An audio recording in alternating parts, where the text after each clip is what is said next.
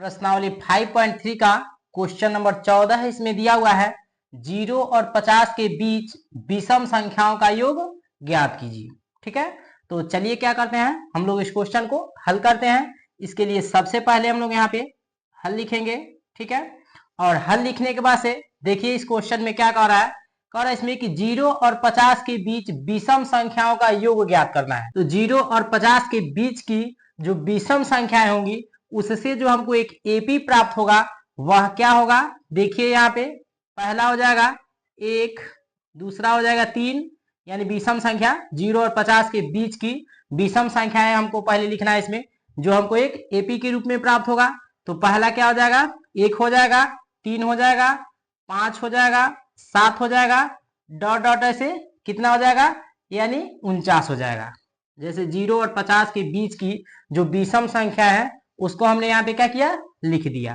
ठीक है, अब इसमें देखिए a बराबर क्या हो जाएगा, 1 हो जाएगा, और d बराबर क्या हो जाएगा, 3 में से 1 को घटाएंगे तो कितना हो जाएगा, 2 हो जाएगा।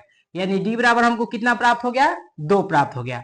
ठीक है, और an बराबर कितना दिया है, 49 दिया हुआ है। अब इसके बाद हम क्या ज्ञात करेंगे, इसमें an ज्ञात करेंगे, इसलिए कि हमको क्या ज्ञात करना है, योग ज्ञात करना है, मतलब SN ज्ञात करना है। और SN ज्ञात करने के लिए हम लोग को क्या चाहिए, यानी n का मान चाहिए।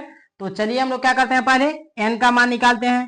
n का मान निकालेंगे तो क्या हो जाएगा, an बराबर a plus an minus 1 into D होता है। ठीक है, अब देखिए an बराबर कितना दिया है, 49 दिया है, 49 लिख देंगे।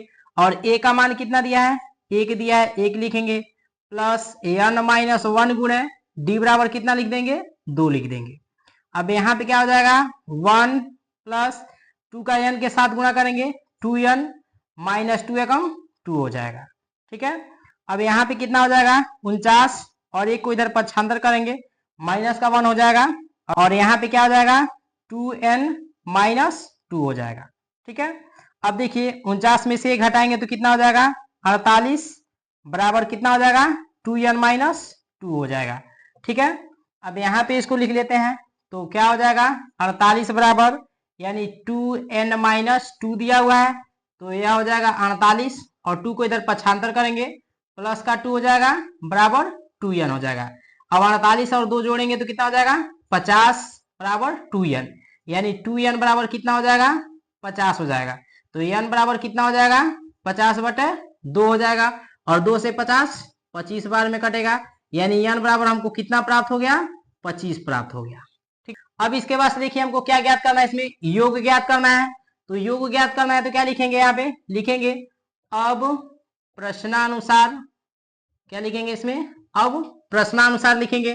प्रश्नानुसार यानी SN हमको ज्ञात करना है, योग ज्ञात करना है, तो इसमें किस फार्मूले का प्रयोग करेंगे, यानी n/2 into a plus an वाले फार्मूले का प्रयोग करेंगे, इसलिए कि an का मान इसमें दिया हुआ है। ठीक है, तो यहाँ पे क्या हो जाएगा, n बराबर कितना प्राप्त किया है, 25, तो यहाँ पे 25/2। ठीक है, और a बराबर कितना दिया है, 1 दिया है, 1 लिख देंगे, प्लस an का मान कितना दिया है, 49 दिया है, 49 लिख देंगे।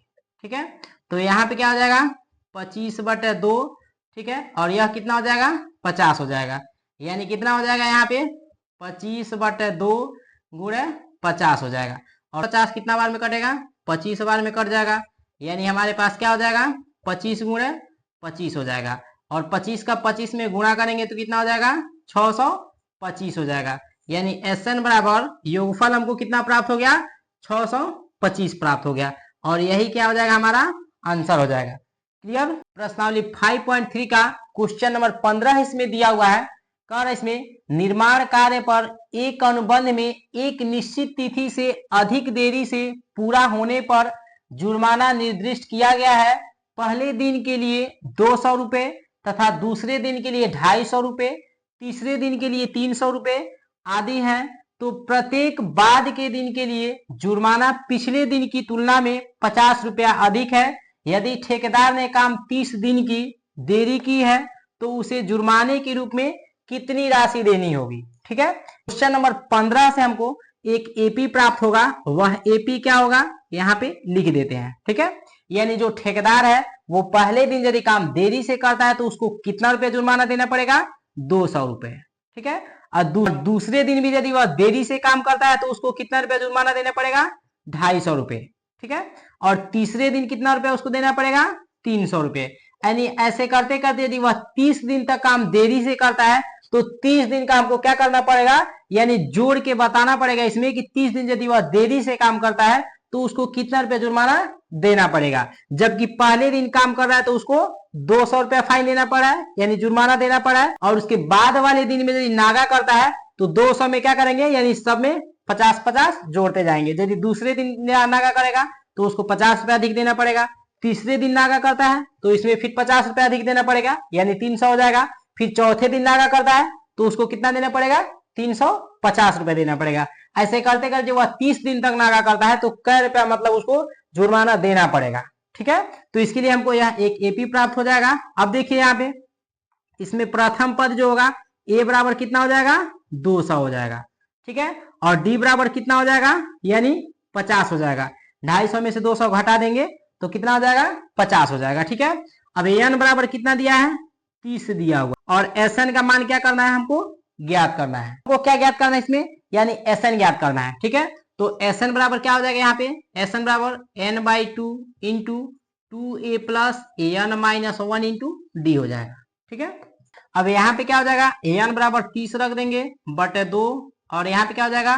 2 गुणे ए बराबर कितना रख देंगे, यानी 200 प्लस एन बराबर 30 माइनस 1 गुणे डी बराबर 50 रख देंगे, ठीक। और 15 दूना कितना हो जाएगा? 30 हो जाएगा, यानी यहाँ 15 हो गया। अब यह कितना हो जाएगा? 2 दूनी 400 प्लस और 30 में से एक जाएगा कितना हो जाएगा? 29 गुणे 50 हो जाएगा, क्लियर। यह कितना हो गया?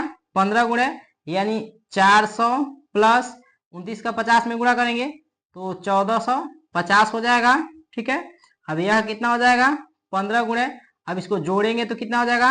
1850 हो जाएगा, ठीक है। अब देखिए यदि हम 15 का गुणा करते हैं 1850 में तो कितना हो जाएगा? 15 का यदि हम 1850 में गुणा करेंगे तो कितना हो जाएगा? 27,750 हो जाएगा। और यही क्या हो जाएगा? हमारा आंसर हो जाएगा।